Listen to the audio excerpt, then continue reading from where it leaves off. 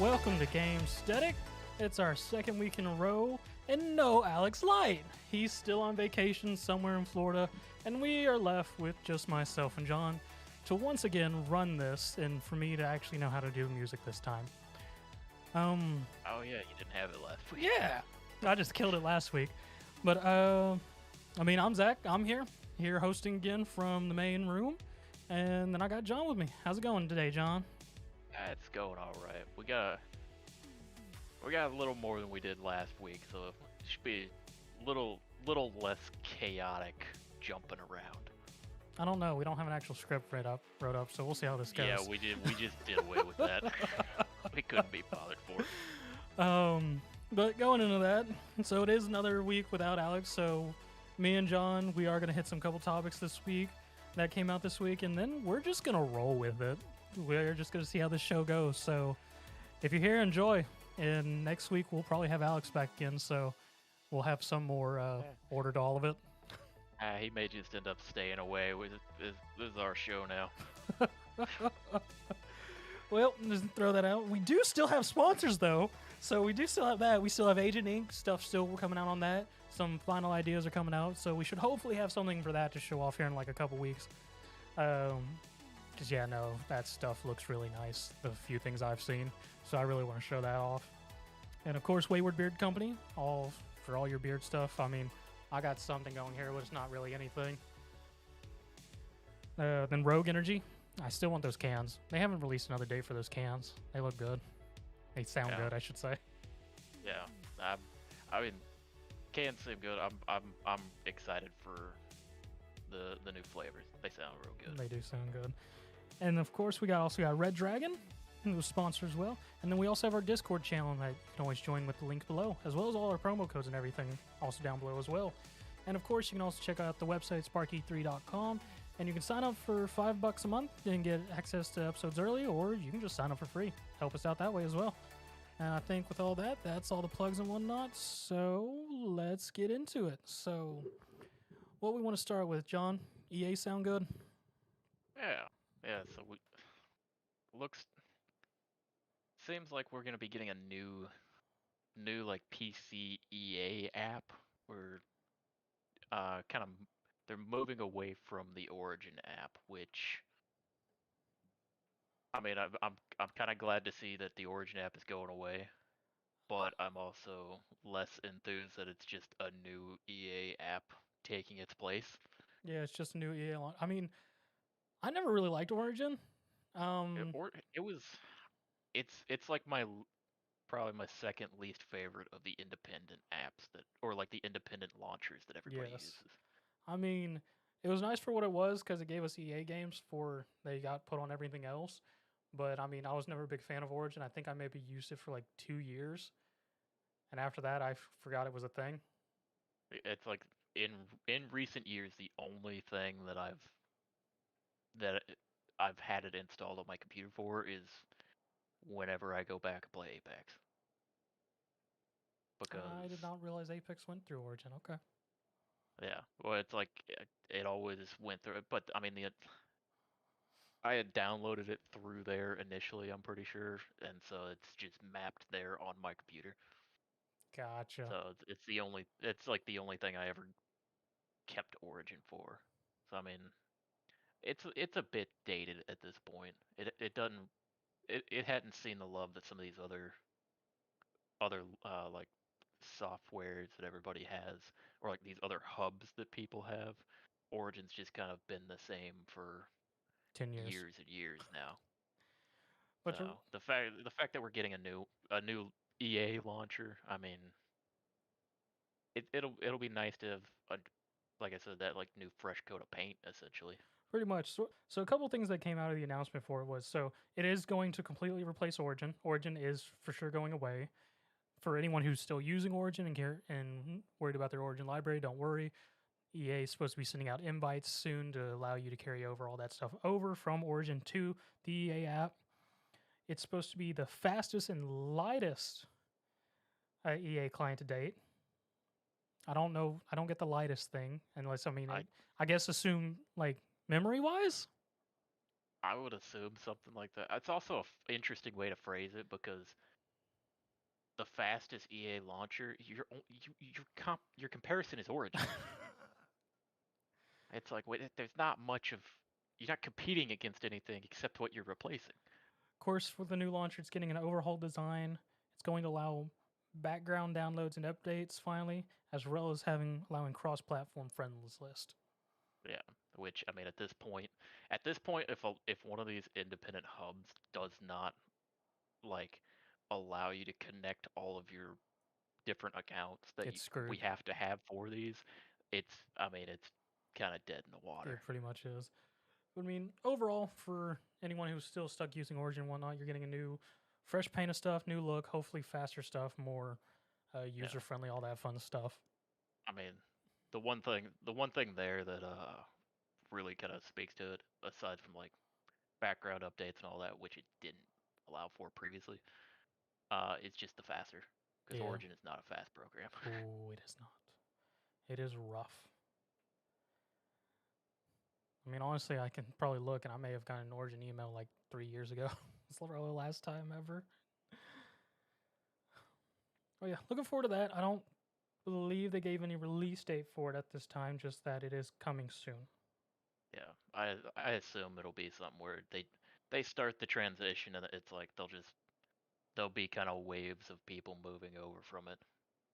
And even it's like I assume if you haven't been using Origin and you have stuff on there, I assume when the time comes that Origin is or they've fully transitioned over to it and you try to launch Origin, I'm gonna assume they'll just be like, hey, this isn't a thing anymore. Go to this link and it's like go to this follow this link below and it'll take you to the new launcher and with the ability to sign in. I take that back. As it says in this article right now, the EA app is actually now available for supported Windows PCs.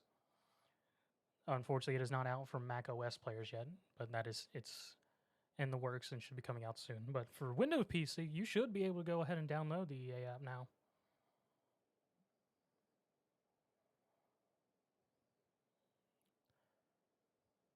So are you looking it up? Yeah, trying to, but I'm getting lost. Oh, yep. There is a new download link for it. Cool. So yeah, for all Windows players, you can go download that if you can get that set up if you want to move over your Origin stuff. But other news, we have a whole Sony foray into the PC, all that fun stuff. Still no Sony launcher, but they have come out recently in an interview that you saw, John, about what their take on PC and Sony games. Yeah, because previously when we talked about it, or like when we had kind of speculated about it, I was fully with the fact that Sony games will not be coming next, like on PlayStation and PC for the next 3 to 5 years. We won't get like same day launches. Mm-hmm. And it seems like that is going to be the case because it looks like in an interview with for a YouTuber, PlayStation Studios head Herman Hulse let slip that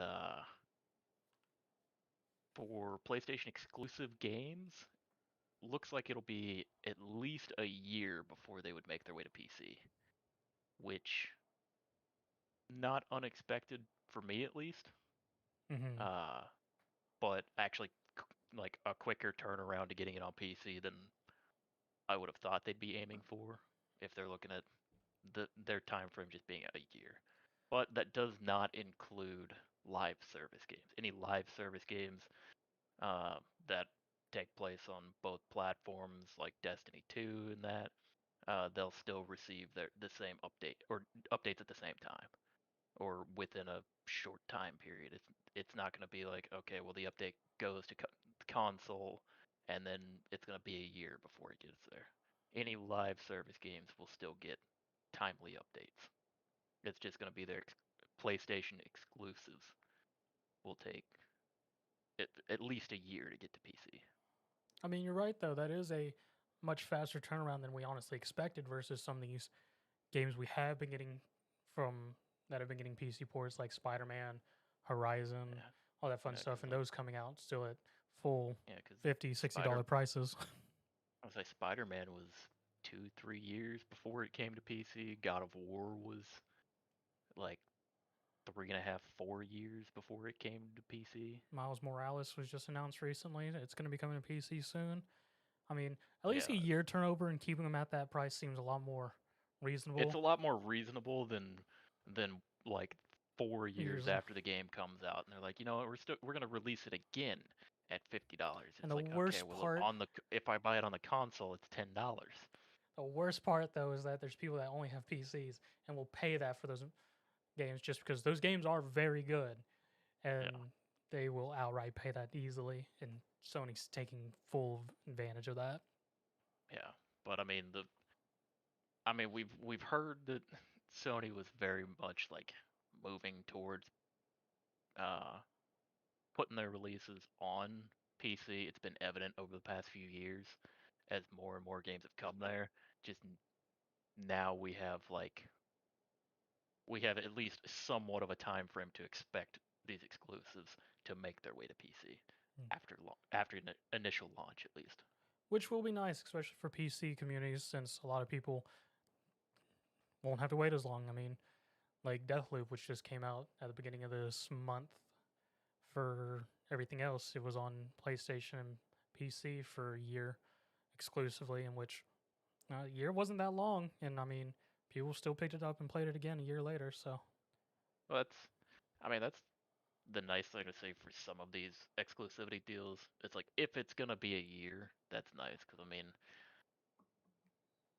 hell, like a couple years ago, a 6 month exclusivity deal seemed like it was an eternity, forever, and now we're looking at like, oh, if it's only gonna be a year, that's not too bad. that's not bad at all. It's amazing how the perspective on that changes. That is sort of funny. Um, yeah, no, I mean, overall, at least for me, I feel like that marketing isn't bad at all. It's actually very um, good, and that gives us a nice little timetable for accessibility for all that fun Yeah. stuff, especially with we did just get the announcement this week of a Sony exclusive God of War Ragnarok has gone gold. So Woo! here we go. We're almost there, everybody. Everyone looking for We're we're Ragnarok. we're uh just before a month out because yeah, at the it's like at the time we're doing this, it's the 8th, and God of War is next month on the 9th, so we are officially closing in on it, Yeah. and I'm excited. I can't wait. I mean, that's you and Alex thing. I might have a Oh yeah. PS5 by that time, but I probably won't pick it up immediately. Yes. Oh yeah. I mean, that's a that's like I forgot to reply.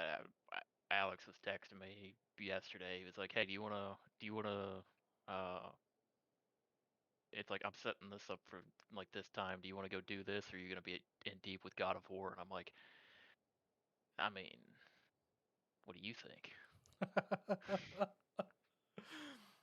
I mean, that's to Like be I've been fair. I've been waiting on that for like 4 years now. Well, moving on from that. So, future things, we have actually had several announcements from CD Projekt Red this week, and them Oh yeah, this releasing. this kind of came out of fucking I nowhere. mean, it really did, but I mean, it was sort of a amazing timing with it, with everything, with the wins that Alex has been saying for Cyberpunk since Edge Runners came out, and everyone hitting up Cyberpunk. So we got an announcement of several new CD Projekt Red projects in the work with only code names, but we do know that they are a next game in the Witcher series of games, a spin-off of from the Witcher games, and then actually the second game in the Cyberpunk series. There was one more I can't remember. Do you Well, remember?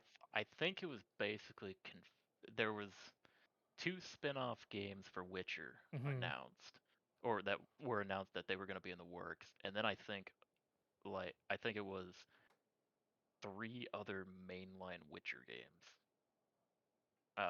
At least like expected to be made, with only like the next installment of Witcher kind of being the focus on that side of it. Yes.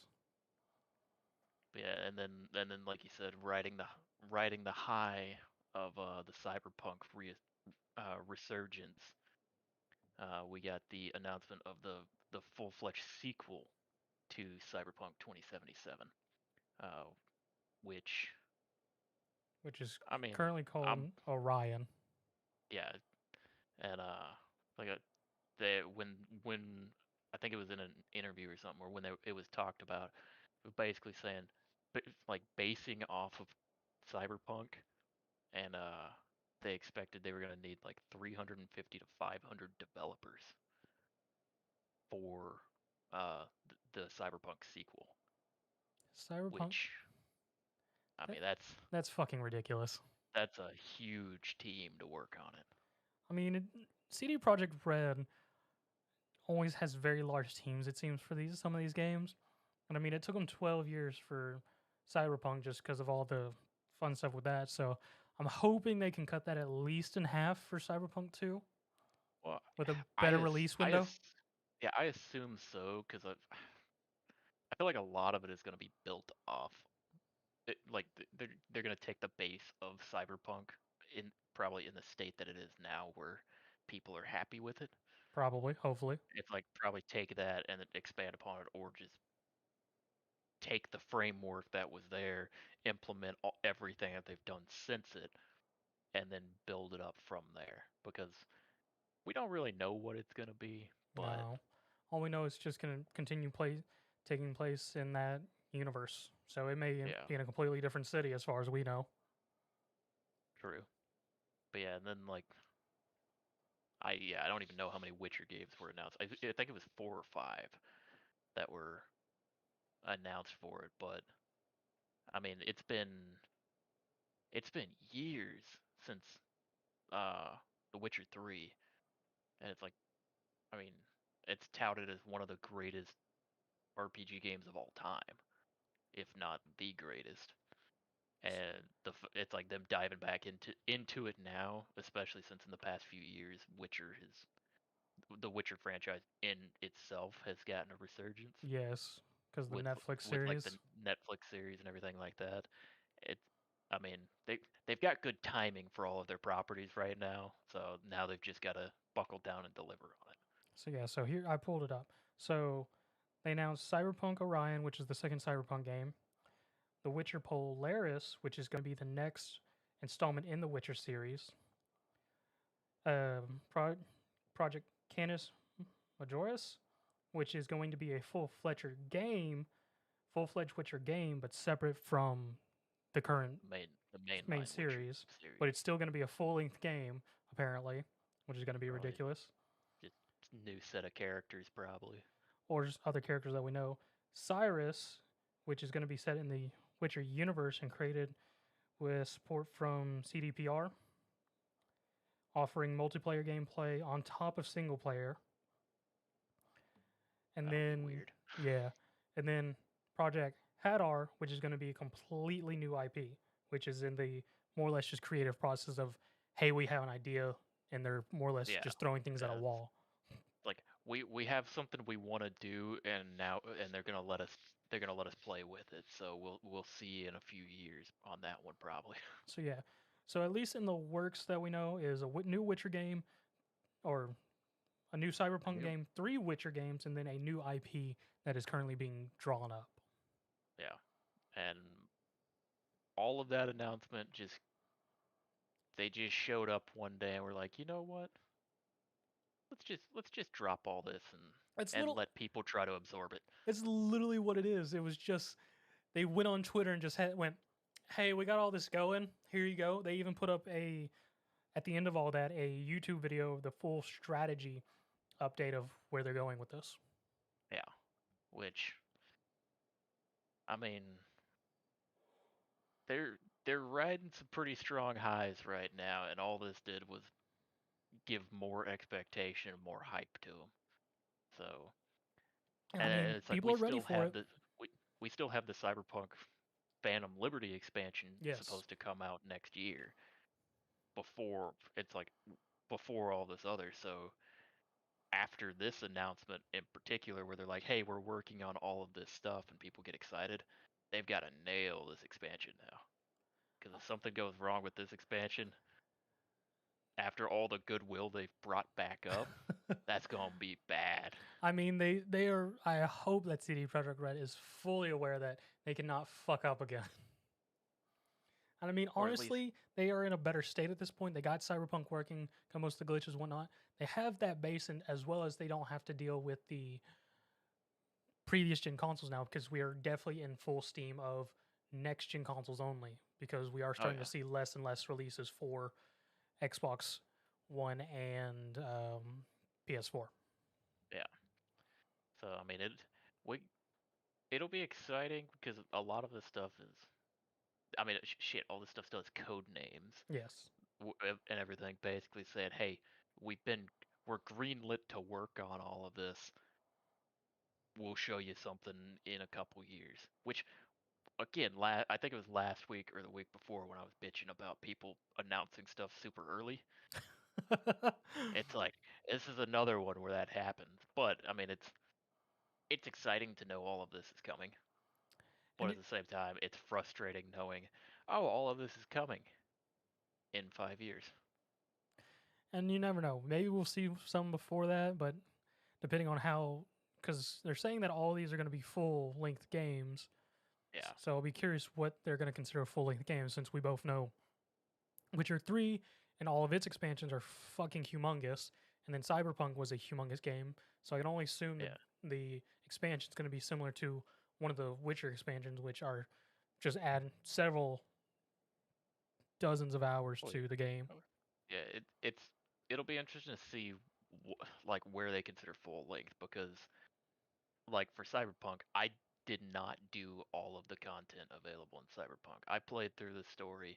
I did some side missions and stuff. I played it for just under 29 hours. Yeah. And that was a full game's length for me. Whereas Witcher 3 is, if you try to get as much out of that game as you can, it's hundreds of hours long. Yes. So And people enjoy that versus Valhalla. it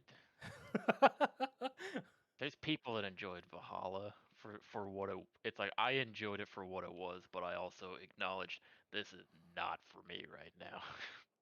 Yeah, I don't think But yeah, it's like, I heard anyone say Witcher's too fucking long. I just always heard I need more Witcher. yeah, it's like I think the difference there is Witcher, because I haven't played Witcher games, but from people that I have played them, it seems to just be the gameplay loop is a lot more engaging than like Valhalla was, because Valhalla is pretty straightforward. It's like there's not a lot of variance to it. You find your way to play, and then you approach the situations pretty much the same. Yeah. Whereas like Witcher, I feel like there's a lot more freedom in it. See, the only thing I can say from this is hopefully at least one of these is going to be on Unreal Engine 5, and then depending on when they come out, maybe Unreal Engine 6. I could only assume that some of, like, at least, if not all of them, several of these would be in 5. Because at this point, it's like it's like you announced them. People aren't gonna be. It's like people are gonna want them, but nobody's gonna rush you on it because, especially on the Witcher side of it, it's like coming on. It's like you got Witcher 3 back there, which, like I said, people hold that as one of the greatest RPG games ever. I mean, So I'm surprised The Witcher 3 doesn't do the Skyrim thing, because it could get away with it. I mean, it's only been released a few times, but people love that game. So as long as you do right by the fourth game, people aren't gonna care how long it takes. I feel like there's also that small margin of just going after, because everyone was always happy with CD Projekt games because they always came out good. Then we got Cyberpunk, and now there's Witcher's fans going, please don't fuck it up. Please don't fuck it up. Please don't fuck it up. Well, that's the thing. It's like if you're gonna, I'm gonna hate that I'm gonna say this, but with these games they have coming out, if you're gonna fuck one of them up, the Cyberpunk sequel is the one to fuck up because that's gonna be the expected one. I mean, you're not If wrong. that one comes out in like okay condition, people will be happy. If the Witcher one comes out fucked up, CD Projekt Red's gonna burn. I mean, you're not wrong in the least bit. It's like I hate that I say that. It's like hopefully they all come out great and there's no problems with them. But if one of them, if you got to throw one to the wolves, throw the one expected. There it is. Yeah, which is sad to say, but hey, it is where we are. But I mean, you got anything else to say about them? You watched the Mario trailer? I mean, yeah, that was a thing. That's where my brain went there. I mean, this. I knew they were doing a Nintendo Direct just for the trailer. I didn't expect they were going to go that hard. It's like they did a Direct just for the trailer, but for some reason I thought it was going to be more than just the trailer. It was like a couple short little like video clips from like what was it, Chris Pratt and Jack Black. I want to say whenever they were going into the whole introducing our voice cast and everything, I was like, oh, they're introducing voice cast and everything, and they introduced Chris Pratt. I was like, okay, that's expected. But they said 2. As soon as Chris Pratt went on the screen, I just started going in my head. I was going, Jack Black, Jack Black, Jack Black. You got it, man. Then he finally shut up, and I just screamed for no fucking reason. Yeah, I will say as well, everybody, it's like from the cast announcement and them constantly talking about working on it, trying to make it like quality how Nintendo always does. You're like, okay, yeah, it's like they're tossing some money at it. Man, that trailer starts up and I just sit there and go, holy shit, they threw down the wallet. Oh yeah, no, they went hard. Because it's like regardless of if some of the voice acting is just the characters or some of it's like if you're not a fan of who they chose as actors, God, they went hard on the animation. It looks fucking good. The animation is solid. Out of the voice actors that we saw, Jack Black is solid Bowser. You can't even really tell it's Jack Black. You really can't. It's really good. I forget who they cast as Kamek, but Kamek wasn't bad. Yeah, I will say that it's like the trailer itself. I mean, if it's one of those where it's like it's like everybody's expecting it to kind of be kind of a goofy look at all the actors they got in this for voice acting and that. Gotta say, I mean, this trailer kind of sold me a little bit. I mean, it sort of sold me like that whole just contrast of Bowser versus the Penguins was fucking fantastic. That's exactly what I was thinking of because it's just they all come out and start throwing snowballs and shit, and I'm like, man, I might actually be sold on this movie now. I mean, all those snowballs were done animated fantastically, and just the hard contrast of just how fucking serious the Penguins are versus Bowser giving that, what the fuck are you doing? Yeah, like it's all of them going hard throwing snowballs, and then it just cuts to Bowser with snow on his face. Like, are you fucking serious right now? I think it's safe to say we got an actual movie on our hands here. Yeah, it's a shame that it was supposed to be originally holidays, but it did get pushed back to March of next year. I mean, it's definitely a movie to look forward to in the spring. It was mostly showing off Bowser and Jack Black. We did get a small moment at the end of the trailer with Chris Pratt doing his Mario, which is just Chris Pratt as Mario. It's just Chris Pratt's voice acting. I mean, that's what we got. It's kind of what we expected to get. And then Charlie Day as Toad. Yeah, and then at the very end of the trailer, we got a little bit of Luigi just running around screaming. So, I mean, it is what it is. Yeah. At this point, at least it's less of a meme and more of like, okay, we got a serious thing here now. Yeah, it's like we actually got a movie here. It's not just a meme. And the only real sad part I had about this, which I guess sad for me, exciting for others, at the end of all that trailer and seeing that, I was like, oh shit, we actually got a film now. Shit, if this does well, we might actually have a Sonic versus Mario at some point. Yeah, it could happen. But yeah, I mean, overall, trailer actually looked good. That's kind of where I was at. I wasn't expecting it to be as good as it was. I mean, it was good, but the real trailer we need to talk about was our Scarlet and Violet information that came out this week. We had another direct, which was specifically just about Scarlet and Violet and get them going a little bit more in depth in some things. We got a nice 14-minute kind of just packed full, direct for it. Which, I mean, some information we had basically just got more clarification on stuff we had seen in previous trailers. So we got some more looks at some of the new Pokemon.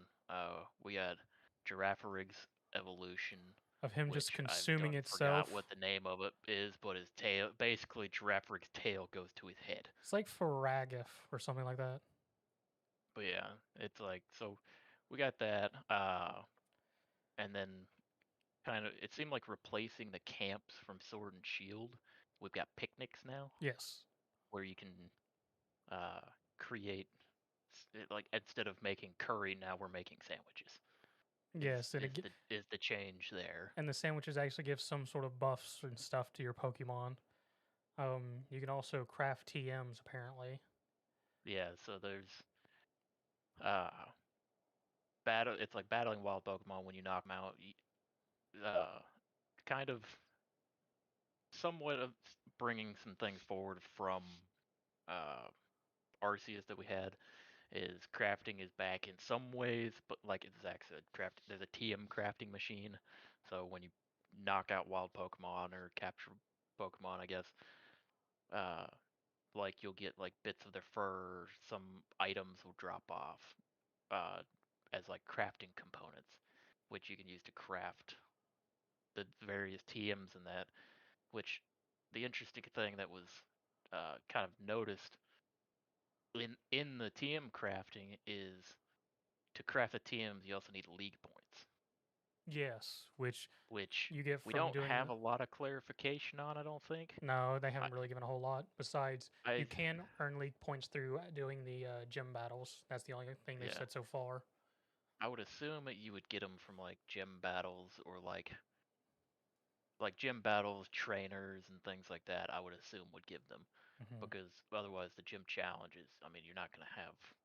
It's not gonna be that many battles that you have. I don't think. I wouldn't imagine. Well, you may get a lot from the damned gym tests that you have to do now. Fucking those things. So either you're gonna get a lot from that, or there'll be like recurring ways that you can earn these points back, or like earn more points to be able to craft TMs, because we can't just have like a limited amount of points that we can earn. Or maybe what I was thinking, when you battle other just random trainers, maybe you get Pokédollars plus some league points. Yeah, it's like it could be random battles along that path, or random battles in general could give you a small amount. That we'll have to wait for more information on, or just see as it comes closer. The thing that I really like that they did show off was the auto battling. Yes, I was excited to see how this is gonna work, because I wasn't sure.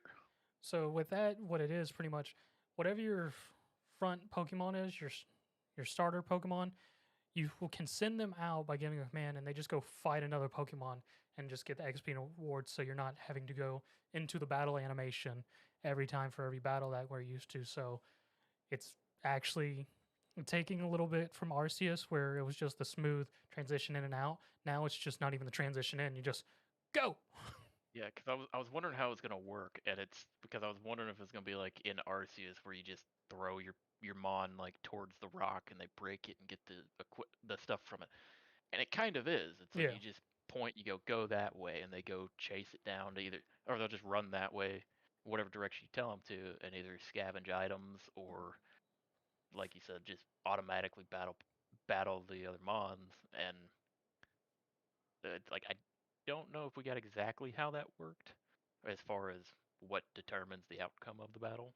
Not really. No, they didn't say. But it seemed like it seems like it's just the way, like a new way of grinding, so that you don't have to, like you said, constantly go in the battle, grind XP in that. You can just send them out, and that that's your easy experience now.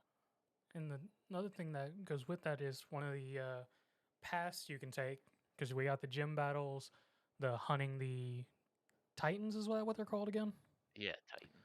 and then you Or have well, it's like hunting down something else, but it involves like facing down these Titans. yeah, which are similar to the Guardian battles from Arceus, from what I could tell, pretty much.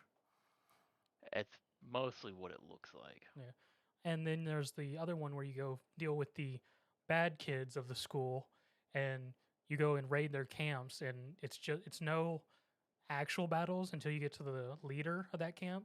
It's just, hey, there's this many trainers here, and this is their Pokemon.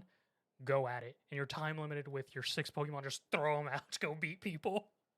Yeah, I was kind of surprised by that, because it's like it kind of replaces the standard like gauntlets that we would typically see, where Yes, you basically you go in there, and it's like walk around. It's like you walk in, and then there's just people everywhere. So you're like, okay, I can individually battle all of these people, or you go fight them, you go fight them, you go fight them. I'll take this guy. which is a very interesting mechanic, and after seeing it, I actually quite like it because it does add a different spin to what we're used to, and it sort of also helps counteract that thing what a lot of people do in those gauntlets, like, oh, it's all going to be this type. Well, I'm just going to have this super leveled counter to it and just smash through it. Yeah, it's like you could probably end up doing that still. It's just not gonna be like this way of doing it, where you can send out like your mons to go individually like auto battle against trainers or other mons and that.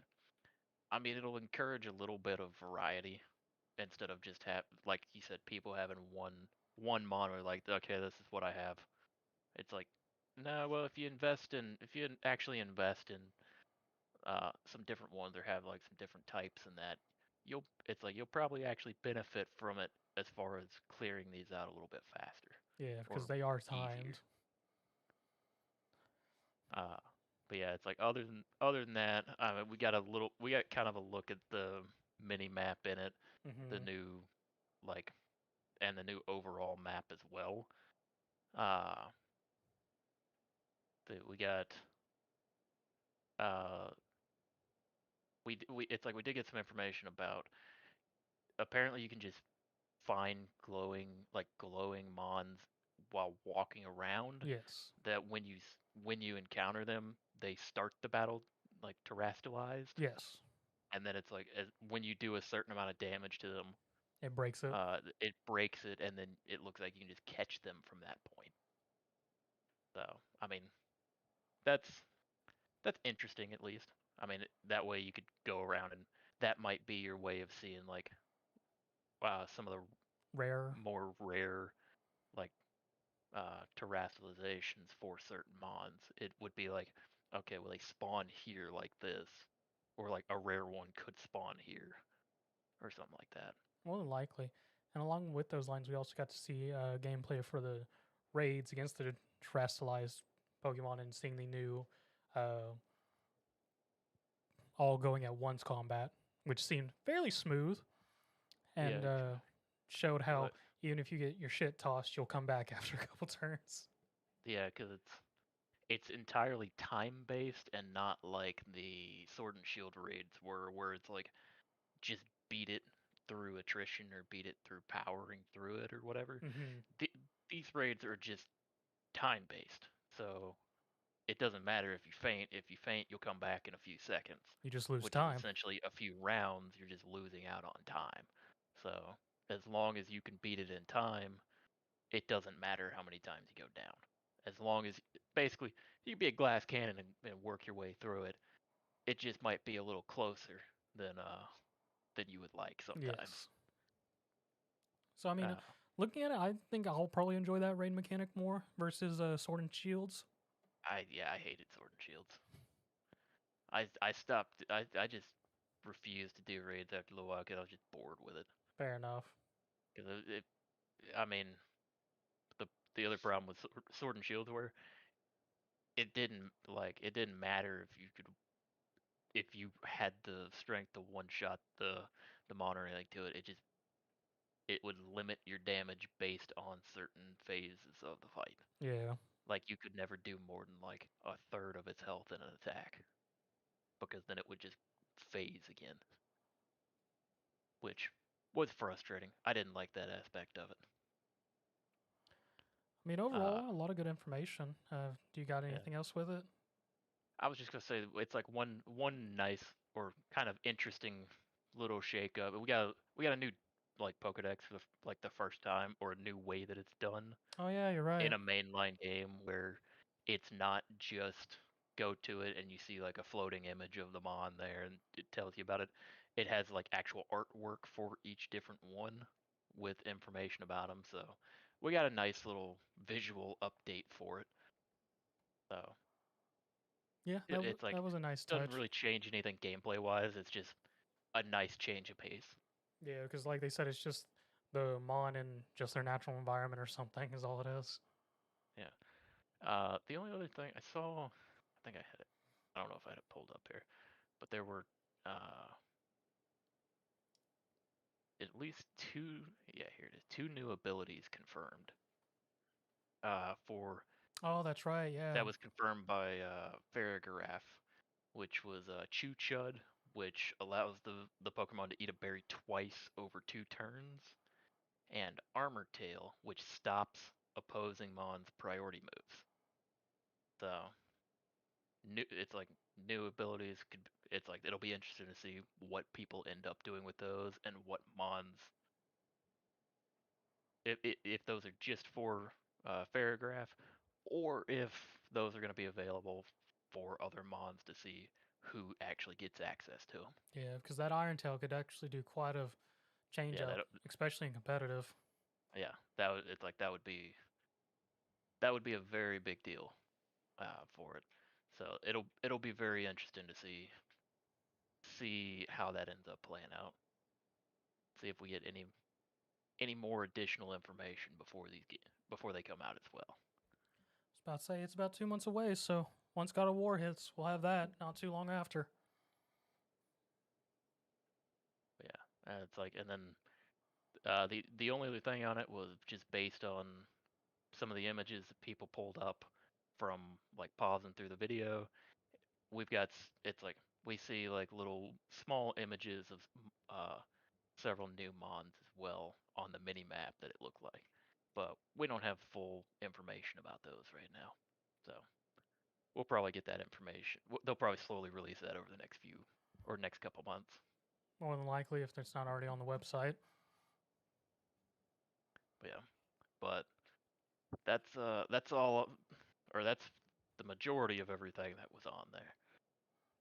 They A lot still, of information packed into 14 minutes. I mean, it was. They still haven't told us about the motor Pokemon. And now I assume that's going to be something that just either right before release, or it's just going to come out and they're going to be like, aha, nobody noticed.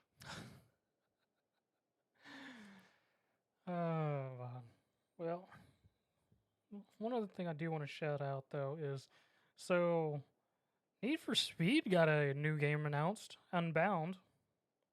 Oh, I saw something else on this. Okay, you keep going. There was something else I Okay. saw that I was. So it's going to be releasing on PS5, the Xbox Series, and PC only, so next gen stuff only, on the Frostbite engine with 4K 60 frames per second. Open world called Lakeshore. It's going to be a return to the street racing roots, which I will probably enjoy because I always enjoyed those Need for Speeds. It's going to have offline single player and crossplay, a new physics system, and visual emphasis on art and graffiti, which is always fabulous in Need for Speed games because, I mean, you're going to be in a car the entire game. Might as well trick it out, right?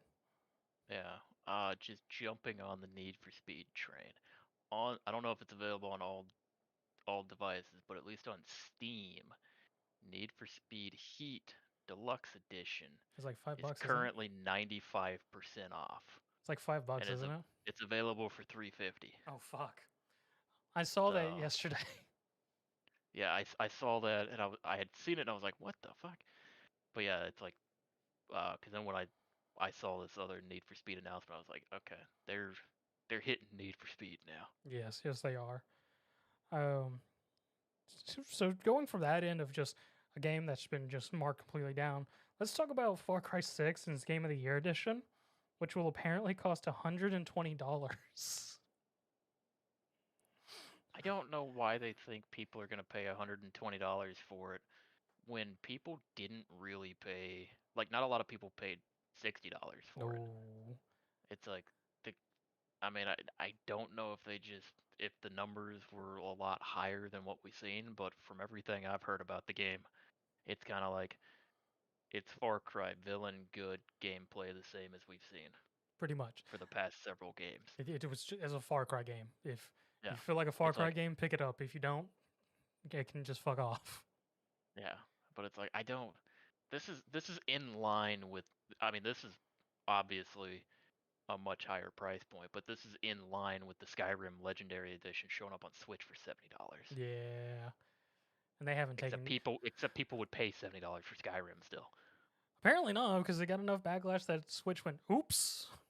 Yeah, but you know there's people out there Oh, that someone did would it. have, yeah, easily. It's like people did it. They can't get enough of it. But yeah, I don't get it. I mean, it's Far Cry. I feel like Far Cry games probably just like if you're gonna just keep doing the same formula over and over again, one, you gotta mix it up somehow. Yeah, it needs a But if you're revamp. gonna keep doing the same thing over and over again, it's like we know what we're getting. At least reduce the price a little bit for us. I was supposed to say they hit gold with 3, and they managed to make a success out of it with 4. 5 and 6 have been very blah. Yeah, They it's need a like revamp again. it's one of those where like people continue to buy them, and then after they like the game comes out and people are like, or like even before the game comes out when it's like the reviewers have it and that people are like, oh, what's the game like, and they just go, I mean, it's Far Cry. Yeah. If you played it, you know. It's like, I mean, yeah, you can have as many good villains as you want to, but at the end of the day, it's just another Far Cry game. Yeah, you're going to do the same stuff a lot to overthrow a villain in the end. So there's that. Probably never going to pay for that much. Yeah. Never. But something I will probably buy again. Finally, Persona 3 Portable and Persona 4 Golden got announcement for its release date for modern platforms for January 19th, 2023. I mean, I'm going to get to enjoy that. I haven't done a run of 4 in a while. I'll 3. say that plenty of people that were riding the high of Persona 5 will probably be excited to go back and play these now. I'll be curious to see what people's take on 3 is, because even though Portable updated a lot of stuff, I wonder if they updated anything more, because 3 is definitely rough to go back to, just because it was the first of them to do the current standard system of Persona. So it's very base bones. Yeah, I feel like with that, people will end up picking it up. It's like, especially people that played 5 and are looking for more Persona will probably pick up 3 and 4 and then start to play 3 and go, let's try, or they may work their way backwards and go, let's play 4, and then they go, let's play 3, and they go, okay, well, they're either gonna be like, okay, yeah, this I can see where they're coming from and power through, or they're just gonna go, I had fun with the other two. I mean, 3's fun. It's got a great story and all that stuff. What would be really rough would be for anyone who tried to go back to Persona and couldn't get through that. I mean, yeah, I did. I mean, I'm fine with it, but I also like those old systems. but yeah, I was gonna say just going as well. It's like it seems like we could be getting, or the Call of Duty 2025 could potentially be a sequel to Advanced Warfare. Oh God, no! Please no.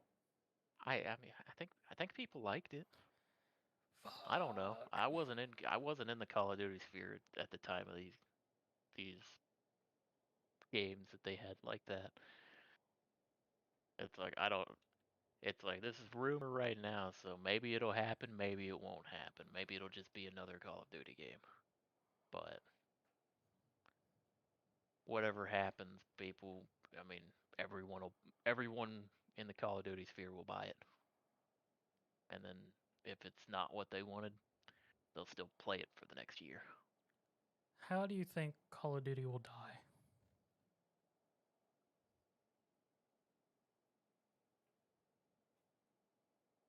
I don't know if it ever fully dies. I think what ends up happening is potentially like other variations of the game come out, because like Warzone is out there and Mm-hmm.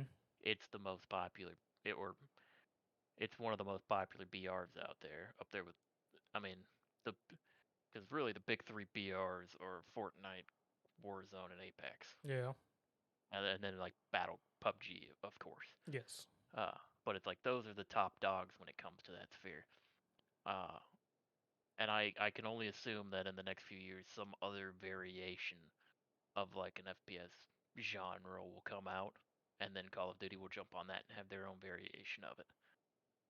And just I could see eventually them having their own like standalone games like that just slowly pull people away from the mainline type game, because that standard like 5v5 or 4v4, whatever it ends up being, like TDM or capture the flag and stuff like that. Mm-hmm. Over time, it's become less and less popular, Yeah, unless you're it's right. for specific types of games. Like specific genres of games get away with it, or like specific settings of games that have other mechanics happening get away with it more so. Because like as we've seen, it's like uh, as we saw Halo Infinite. I mean, along with its many other problems that it's had, at the core of it was a good game Mm-hmm. that didn't have a lot of content to offer besides capture the flag, like free for all and TDM and stuff like that. And at least on PC, it has not lasted. No. It's harder and harder to keep people interested with the basic game modes that everybody used to just like live and Play breathe for for. religiously. Like now, it's like now you could play that, or you could go play a BR, or you could go play some free to play game that has a lot more to it, or a lot more to offer. Or go play GTFO. Yeah, it's like the FPS genre has so many different options right now, where I could see, and especially like some of these games, like we got information saying like the Halo is trying to make their BR. We Yes. got the Warzone and that. I could see like if more game modes came out and got popular like the BR did, and then Call of Duty being like, well, let's do one of those. I could see them starting to just kind of like pull their own audience away from itself. Fair enough. Okay. I was just curious because, I mean, I think we're in agreement that Call of Duty as a franchise will probably never die at this point. It's I don't think I think eventually it'll go away from its main line of what it's known for, which is Yeah. just the TDM, the search and destroy, and things like that. If anything, some of the modes like search and destroy will be what keeps it going. More than likely, since that's the mode that a lot of people play, especially Yeah, competitively. but yeah. Uh, Well, I don't got a whole lot left. You got anything left, John? uh, let's see. Not a ton. It's like a few small things that we had. I mean, Street Fighter 6 beta is out now, Right, right. or it's been out, and People it's having like fun people with seem to that. be enjoying it, and people are making monstrosities. And the that character creator is ridiculous with how much uh, It's as bad as freedom you the two. have in it. I was gonna say it's as bad as the WWE 2K character creator. Yeah, that one's pretty It's like atrocious. you're seeing monstrosities like to that scale. Hey, if people We are having got fun with that. it, why not? Yeah. We could be possibly getting a Crash Bandicoot game announcement. Uh, like at the Game Awards or something. I mean, that can always be good. Franchises somehow staying alive. Yeah, I'm not quite sure how. I mean, it got its revival with the remake of the trilogies, and they released a new game that did all right.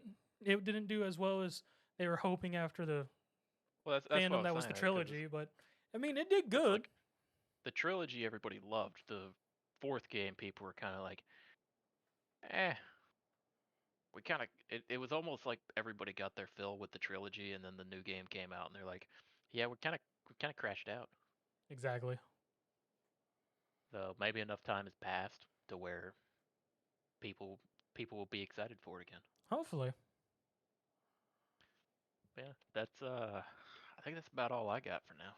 Okay. Well, I'm gonna hit the music then, and we can slowly bow our way out of here.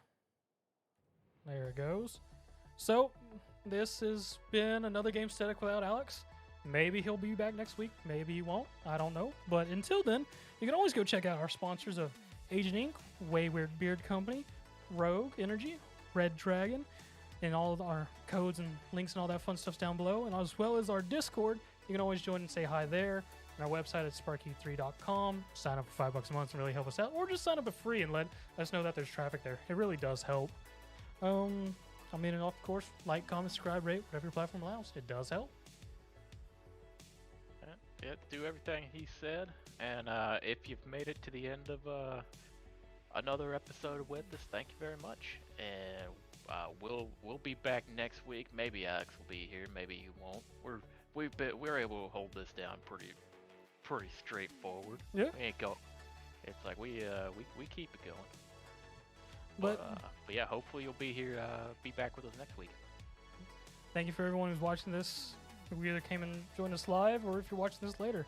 As we said, we'll be here next Saturday, around 6 just as usual. Maybe with Alex, maybe with not. Thank you very much. Bye. Bye.